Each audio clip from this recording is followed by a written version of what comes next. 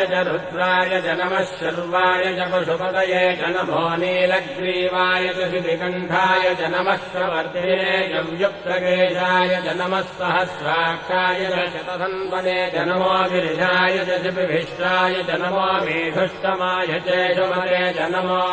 ह्रस्वाय च वामनाय च नमो बृहते च वर्षीयते च नमो वृद्धाय च संवृद्धने च नमो अग्र्याय च प्रथमाय च नम आशवे चाजिराय च नमः शीघ्रियाय च शीघ्राय च नम ऊन्याय चावस्रन्याय च नमः स्रोतस्याय च दीर्घाय च नमो ज्येष्ठाय च कनिष्ठाय च नमः पूर्वजाय चापरजाय च नमो मध्यमाय चापगल्भाय च नमो जघन्याय च बुद्धियाय च नमः श्रोभ्याय च प्रतिशल्याय च नमो याम्याय च क्षेम्याय च नमो उर्भर्याय च